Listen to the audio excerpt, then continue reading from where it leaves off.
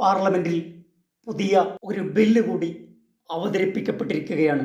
വഖഫ് പരിഷ്കരണ ബില്ലാണ് കേന്ദ്ര ഗവൺമെന്റ് പാർലമെന്റിൽ അവതരിപ്പിച്ചത്. ഇന്ത്യയിലെ മുസ്ലിം വഖഫിന് വലിയ ഒരു ചരിത്രമുണ്ട്.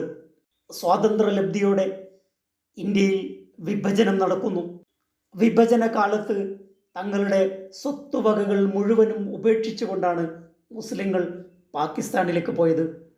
പാകിസ്ഥാനിൽ പോയ മുസ്ലിങ്ങൾ അവരുടെ സ്വത്തുക്കൾ മുഴുവനും അള്ളാഹുവിൻ്റെ മാർഗത്തിൽ ദാനം ചെയ്യുകയായിരുന്നു. മതസ്ഥാപനങ്ങൾക്ക്, ചാരിറ്റി പ്രവർത്തനങ്ങൾക്ക് ഉദാരമായി തങ്ങളുടെ സ്വത്തുകൾ വഖഫ് ചെയ്യുന്ന ശീലം മുസ്ലിങ്ങൾക്കുണ്ട്. അവരുടെ വലിയ സമർപ്പണമാണത്. മതപഠനത്തിന് വേണ്ടി ഒരു ഭൂമി വഖഫ് ചെയ്താൽ ആ ആവശ്യത്തിന് ഉപയോഗിക്കുന്ന കാലത്തോളം തങ്ങൾക്ക് അതിൻ്റെ സുഹൃതം ലഭിക്കുമെന്ന വിശ്വാസമാണ് ഇതിൻ്റെ പ്രചോദനം. ജാതി സെൻസസ് ഇപ്പോൾ രാജ്യത്തെ വലിയ ചർച്ചയാണ്. തെരഞ്ഞെടുപ്പ് കഴിഞ്ഞിട്ടും പാർലമെന്റിലും പുറത്തും രാഹുൽ ഗാന്ധി ജാതി സെൻസസിനെ പറ്റി സംസാരിക്കുന്നു. BJPക്ക് ഏറ്റവും വലിയ വെല്ലുവിളി ഉയർത്തുന്ന വിഷയമാണിത്. കൊടിയ വിവേചനം രാജ്യത്ത് ജാതിയുടെ പേരിൽ നടക്കുമ്പോഴും കണ്ണുപൊത്തി ഇരുട്ടാക്കുകയാണ് സവർണ ഫാഷിസ്റ്റ് ശക്തികൾ. ജാതി സെൻസസ് വരുമ്പോഴാണ് ജനങ്ങളുടെ പ്രാതിനിധ്യം മനസ്സിലാക്കാൻ സാധിക്കുക. ജാതി സെൻസസിനെ എന്തിന് എതിർക്കുന്നു എന്ന ലളിതമായ ചോദ്യത്തിന് ഉത്തരം പറയാൻ BJPക്ക് സാധിക്കാതെ വരുമ്പോൾ വീണ്ടും ഒരു മുസ്ലിം വിരുദ്ധ വികാരമുണ്ടാക്കി ഹിന്ദുക്കളെ ഏകീകരിക്കാൻ, യോജിപ്പിക്കാനാണ് BJP ശ്രമിക്കുന്നത്. വഖഫ് സ്വത്തുക്കൾ അന്യാധീനപ്പെടുന്നു എന്ന പരാതിയാണ് BJPക്ക് ഉള്ളതെങ്കിൽ ഇന്ത്യയിലെ ബാബരി മസ്ജിദ് ഉൾപ്പെടെയുള്ള വഖഫ് സ്വത്തുക്കൾ മുഴുവനും കയ്യേറിയത് ഹിന്ദുത്വ തീവ്രവാദ ശക്തികളാണ്.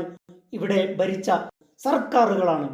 മിച്ചമുള്ള വഖഫ് ഭൂമിയും BJPക്കും ഹിന്ദുത്വ തീവ്രവാദ ശക്തികൾക്കും തട്ടിയെടുക്കുക എന്നതാണ് ഈ പരിഷ്കരണത്തിന്റെ പച്ചയായ ലക്ഷ്യം.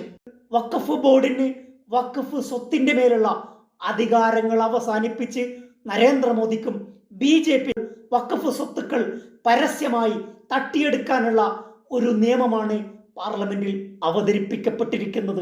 തങ്ങളുടെ മന്ത്രിസഭയിൽ, ക്യാബിനറ്റിൽ ഒരു പ്രതിനിധിയെപ്പോലും ഉൾപ്പെടുത്താത്തവരാണ് മുസ്ലിം മുന്നേറ്റത്തെക്കുറിച്ച്, പരിഷ്കരണത്തെക്കുറിച്ച് സംസാരിക്കുന്നത്.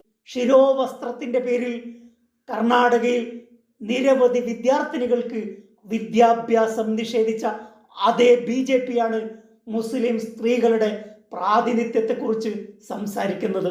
സുള്ളി ആപ്പുണ്ടാക്കി ഇന്ത്യയിലെ പ്രഗത്ഭരായ മുസ്ലിം സ്ത്രീകളെ വിൽപ്പനക്ക് വെച്ച അതേ BJPയാണ് മുസ്ലിം സ്ത്രീകളുടെ ഉന്നമനത്തെക്കുറിച്ച് സംസാരിക്കുന്നത്.